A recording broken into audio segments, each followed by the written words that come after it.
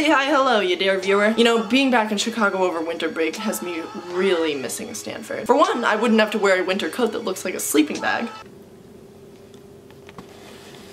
And for two, I get excited thinking about all the things me and my friends are gonna do this quarter when we get back. See, Stanford is a weird and wacky place. One way you can really easily see that is through our school traditions. Traditions are especially cool because they give a really unique insight into what student culture is like at any university. Take, for example, Full Moon on the Quad. Full Moon on the Quad, or FMOTQ, is one of the university's oldest traditions. It dates back to the earliest years of the universities, when Stanford senior men would gift a single rose and a kiss on the cheek to Stanford freshman women as a welcome into the university. Today, Full Moon on the Quad is a huge university-sponsored event where all undergrads flood the quad. Then there's a huge countdown till midnight, and when the clock strikes, you share a kiss. FMOTQ is also a huge opportunity for students to demonstrate affirmative consent, which is highly stressed by the university, rightfully so. Another Stanford tradition, as it were, would have to be the band. Okay, so when you conjure up an image of a university marching band, you probably think of something like this. Iron-pressed uniforms, shiny brass instruments, exquisite formations enabled by a military-like level of discipline, class,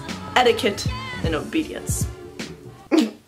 Yeah, we don't really do that. Are you looking forward to a little Thursday night action? I am. Are you kidding? I am as well, man. I'm excited about that.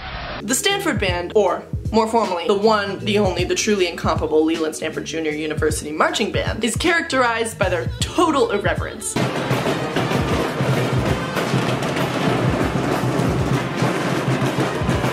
Colorful costumes, wacky hats, instruments that are painted like brains and marijuana leaves, and the fact that some of their instruments aren't even instruments. Like, there's a girl in the band who plays the stop sign. Truly, anything goes with our band. They're amazing. And one extremely critical part of the band is the tree. Well, technically, the official mascot of Stanford is Cardinal.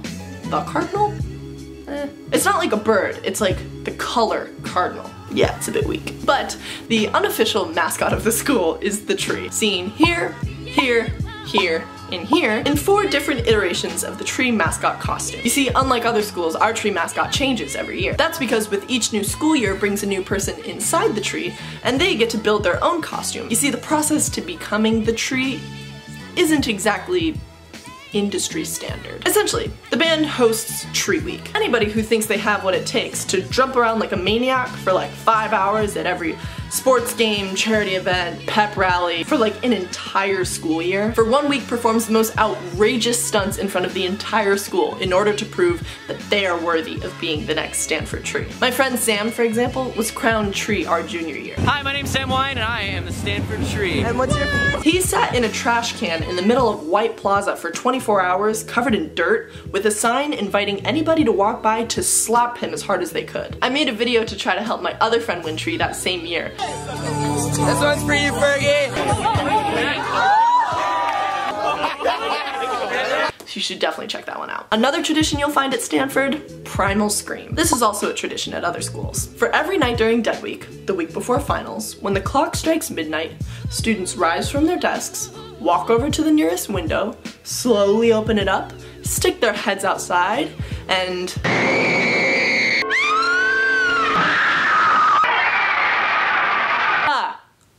just a little way to shake off the final stress. Oh, and perhaps one of the greatest assets of the Stanford campus and one of the best traditions overall, late night. 9:30 p.m. to 2:30 a.m., 7 days a week, cheeseburgers, breakfast burritos, waffle fries, quesadillas, chicken tenders, mozzarella sticks, the works. And to any current students or alum watching this right now thinking, Cath, you missed like the coolest, most important traditions. Don't forget about... I did not forget, but we might have some future Cardinal watching. I don't want to spoil the surprise. Oh my goodness. Today is the last day of the 7 days of CiC Scavenger Hunt. This whole past week we've been counting down to the premiere of Season 2 of Cath in College Senior Year, where you can follow me and my friends as we go on this crazy ride that is the Stanford experience, which means that the premiere must be tomorrow.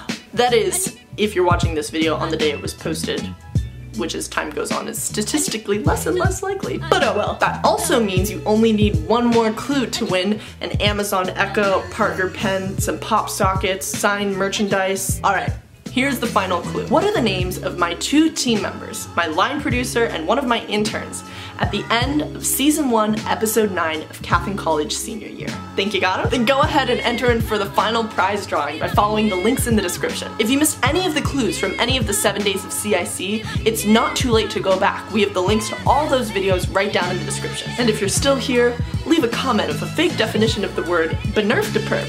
And I will see you guys tomorrow. Woo!